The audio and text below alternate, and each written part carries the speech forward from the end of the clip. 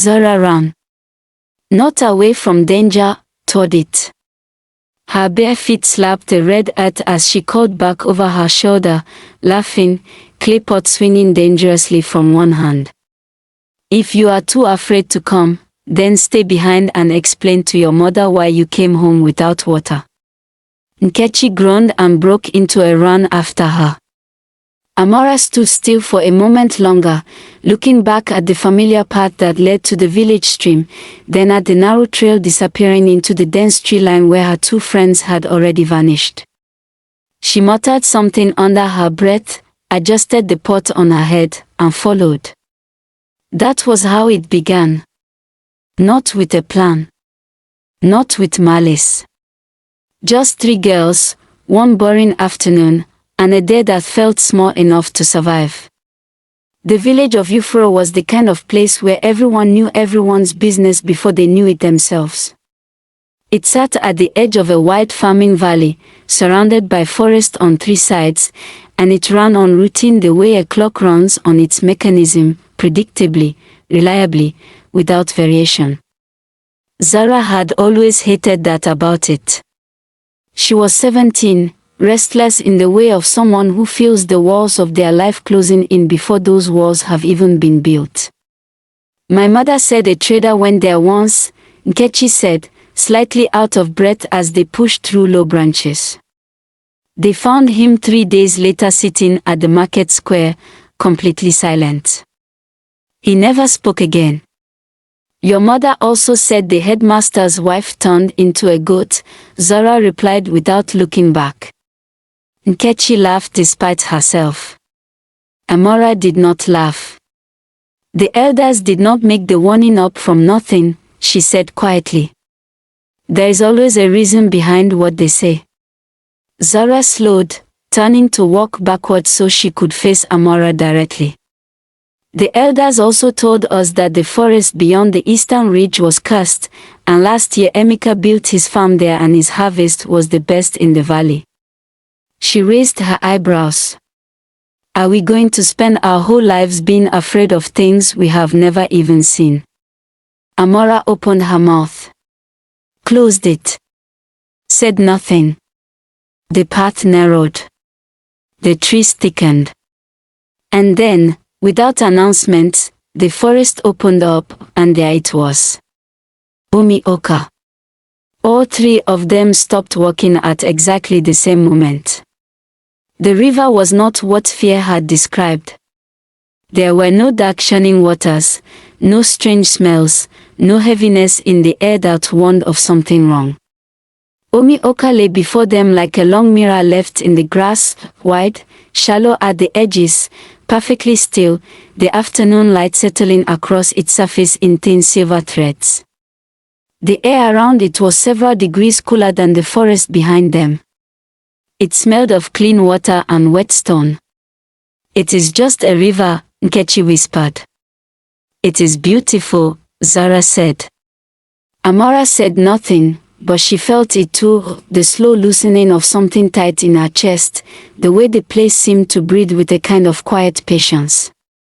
She hated that it was beautiful.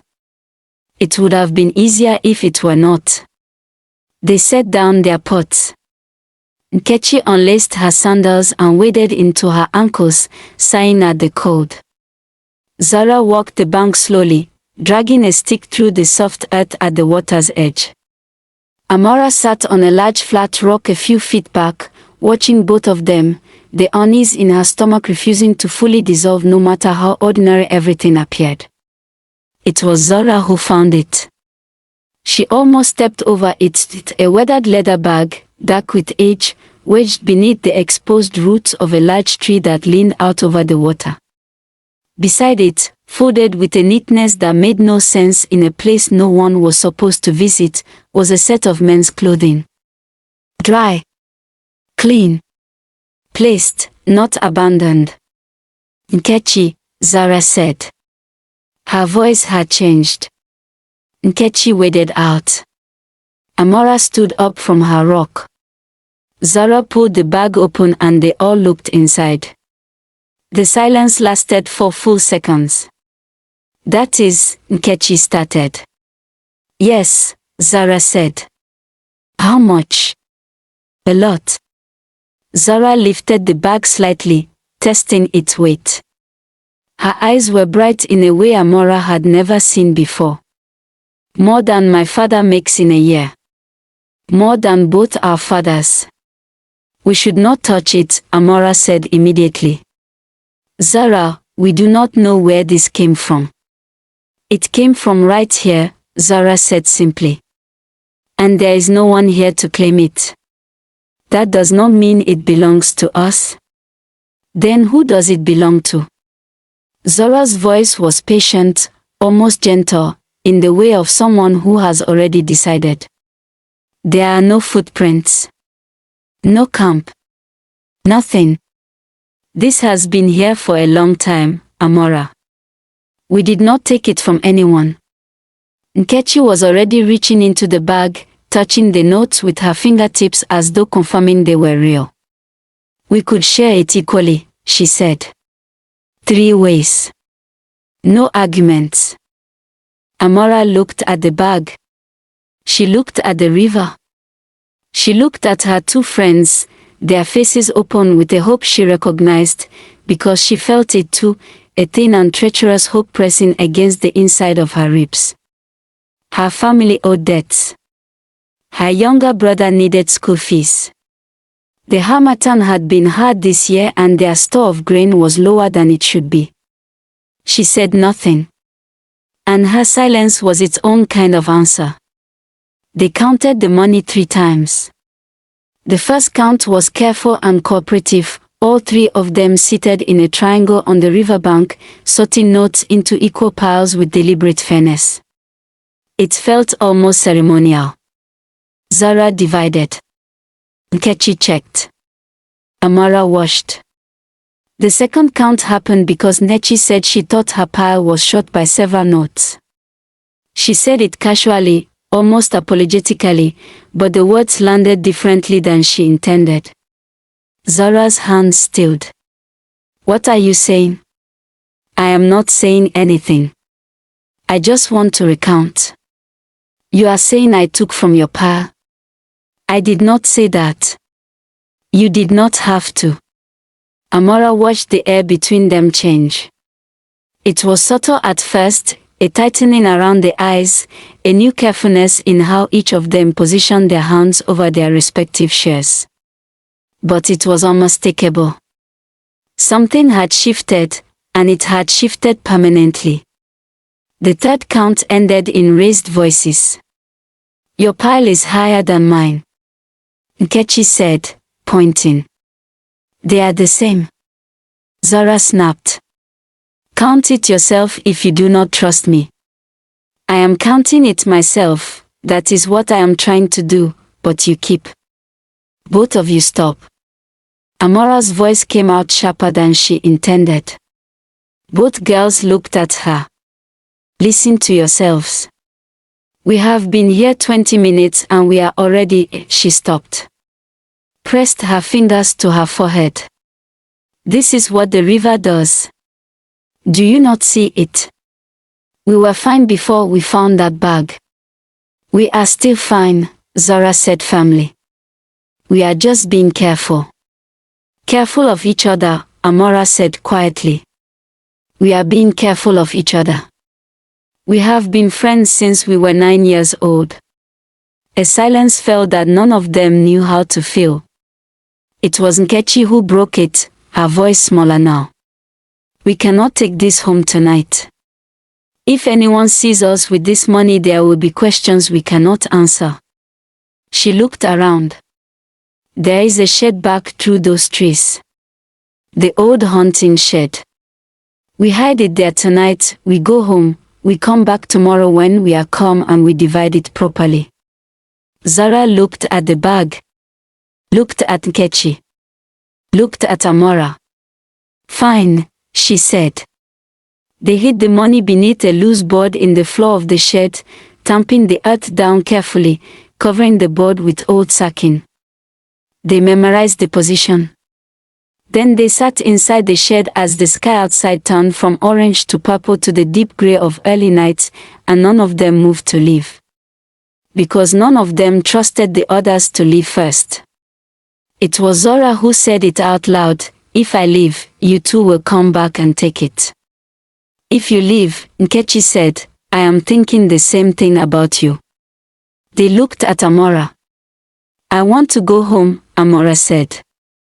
"I want to go home and forget this entire day." "You cannot," Zara said.